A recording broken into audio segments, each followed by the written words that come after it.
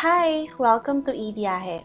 I am sure na kaya ka andito ngayon ay dahil curious ka paano nga ba magkaroon ng ganitong klaseng business. So, before we begin, let me introduce our company. eBiyahe is an online travel solutions provider. We're gonna make your life easier dito. Instead na i-open mo in different platforms ang pagbubook ng airline tickets, bus, hotels, ferry, and etc., maaari mo itong i-access all at once sa aming system. Hindi ka mahihirapan mag-navigate kasi pagbukas mo ng website after you log in, andun na lahat ng mga kailangan mo and all you have to do is be familiarized. Instant booking po tayo. We also offer low-cost airlines and full-services carrier. No complicated GDS codes to memorize kasi po book and buy po tayo. Manage your business anytime and anywhere. Even nasa abroad po kayo, pwede nyo po itong gawin as a part-time job. Pwede nyo pong ipagamit sa kamag-anak nyo na gusto nyong bigyan ng business at kahit sabay-sabay pa kayong gumagamit ng system, okay lang po. Use your own logo and business name. Talagang nakapangalan sa iyong system so ma-advertise yung sarili mong negosyo. System access 24/7, customer support, no bond, no quota, no maintenance, at ito pong system natin ay ginagamit po ng maraming travel agencies. So ano nga ba yung mga services na ina-offer natin? Meron tayong airline ticketing for domestic and international, tour packages or holiday packages. Ito yung mga 3 days, 2 nights, for example, sa Bohol, or 4 days, 3 nights sa Coron, or yung mga 3 days and 2 nights sa Hong Kong. Available po ito in domestic and international. We also have domestic and international hotel booking. Ferry ticket booking, we can also assist tourist visa processing like Dubai visa, Japan visa, or Taiwan visa, at marami pa pong iba. And meron din po tayong travel insurance. Okay, so question is, where to use our system? Una, personal use. So these days, marami na sa atin ang may passion mag-travel. If it's not for passion, then maybe for unwinding. So instead of going to a travel agency sa mall na kailangan pamamasahe, you can book by yourself and use the system. Diba, nakatipid ka pa since hindi mo na din kailangan magbayad ng service charge. As we all know, we have to pay the service charge sa agency kasi syempre kailangan din nila kumita. Kung may sarili kang system, you can do it by yourself anytime and anywhere tapos naka-discount ka pa. Next naman is home-based online business. Kung gusto mo talagang magkaroon ng negosyo pero wala ka pang kapital para magtayo ng sariling outlet, pwede mong itry ito. Considering na nasa trend talaga ngayon ang mga online businesses na anytime and anywhere pwede mong gamitin at hawak mo pa yung oras mo na even may full-time job ka, pwede mo tong maging part-time job. Pangatlo, adapt to your existing business. So if meron ka ng existing internet cafe or laundry shop, clothing store, at kahit ano pang business mo, basta meron kang internet connection, pwede mo tong idagdag. Pang-apat, travel agency or ticketing outlet. Pwede kang magtayo agad-agad kung meron kang pangpuhunan. If gusto mo agad magtayo ng ticketing outlet, it will cost you a lot like for the rent, renovation ng place, business permits, at marami pang iba. Unlike if you're just gonna add it up sa existing business mo, which most likely meron ka ng business permit, or if home-based naman, so far, hindi pa naman nire-require to have the legalities, so pwedeng-pwede talaga na dito ka muna magsimula. Ngayon naman po, ang pag-uusapan natin is how to earn. This is how you'll earn with flight bookings. Ito po ang sample computation. Kung ang nilagay mo ay 200 pesos service charge at may isa ka lamang booking every day in 30 days, meron kang 6,000 pesos.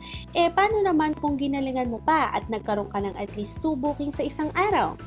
So, 400 pesos na agad yung per day mo at sa loob ng 30 days, may 12,000 pesos ka po.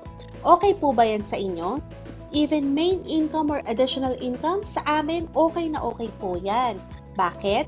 Magkano usually yung sahod ng mga regular employee ngayon? Less mo pa ang tax and other deductions. More or less, almost parehas lang din ito ang net pay nila. Pero kung gusto mo magkaroon ng additional 12,000 pesos sa income mo, which is napakalaking tulong na yan, why not, 'di ba? Marami na kaming agents na natulungan at nagbago ang financial capacity nila through this business. May mga top agents din po kami na more than 2 bookings ang nagagawa nila per day. Ito naman po is how to earn naman through hotel booking. Dito naman, hindi mo na po kailangan mag-adjust sa SC mo kasi automatic na may 250 pesos ka po per hotel booking. For example naman, may isa kang booking ng hotel every day, so that's 250 times 30 days. Meron kang additional na 7,500 pesos po. Okay po ba yan? Ito naman po is earning through tour packages. Yung mga packages rates ay commissionable na yon at pwede mo pang taasan ang commission mo doon. Sa local tours, meron si agent na 200 pesos per person at sa international tours ay 5 USD per person. So, eto na ang sample computation. Ang SC mo ay 200. So, sa isang araw in 30 days, meron ka lang isang booking. So, that's 200 times 30 equals 6,000 pesos.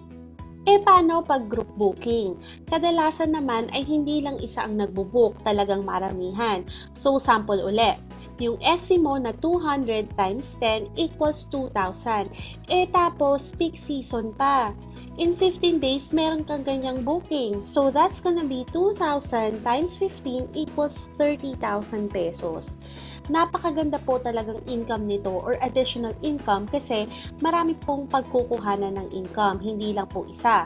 Meron po kayong flight bookings, hotel, tour packages, insurance, ferry, at visas. So ngayon, you can start your travel business today. Ito po ay for limited time only. Okay na din siguro na afford ng mga tao na gustong mag-business para makatulong din kami sa gustong magsimula. Once you put effort on this and you take it seriously, baka isang araw o 2 araw lang po, mabawi nyo po ang moving forward. Ano nga ba ang advantages ng pagsali mo sa aming team? Una, access to our FB Agent Tab group page. Pwede kang mag-post dito para mag-promote or ipalike mo yung FB page mo. Our sales head is giving a lifetime assistance. Access on FB Messenger for fastest assistance. So, eto na ang tanong ngayon. Ready ka na bang magsimula? No hidden charges and no quota. Ito yung na-mention namin kanina na activation fee, processing, and professional fee. Just send it via bank deposit or remittance center. Step 2, send your proof of payment or deposit slip to your sales head. Importante po yan kasi kahit mag-send po kayo ng bayad nyo pero hindi nyo naman sinend ang proof of payment, hindi rin po namin may-activate ang account nyo. Same with proof of payment, kailangan din namin ang information details for activation. Make sure po na kumpleto ang details na isa-send nyo kasi kung may kulang po dito kahit isa, hindi din po namin may-activate ang account nyo. So, ito na po ang details for activation. Number 1, proposed travel agency name. Kahit ano, pwede po. Depende sa iyo yan, kahit wala ka pang business permit, okay lang po yan. Number 2, your full name. Number 3, address. Number 4, 1 email address. Make sure na active po ang ibibigay yung email address. And number 5, same with the email address, kailangan din po active ang ibibigay yung mobile number. Last is 1 valid ID. Step 3, once na nasend mo na lahat ng kailangan mong isend, again, yung payment, proof of payment, at yung details na kailangan namin para ma-process ang account mo, you just have to sit back and relax as we process your account. Once activated, we will send you your login details and instructions. We will also provide video trainings and manual. So, ang tanong ngayon, ilang minutes, hours, days ba yan bago ma-activate? Within the day lang po ang activation. If within office hours ka nag-send ng kailangang isend, within the day in office hours din, ma-activate agad ang account mo and pwede mo na magamit agad ang system mo. Okay for your time and hope to see you on board. Bye!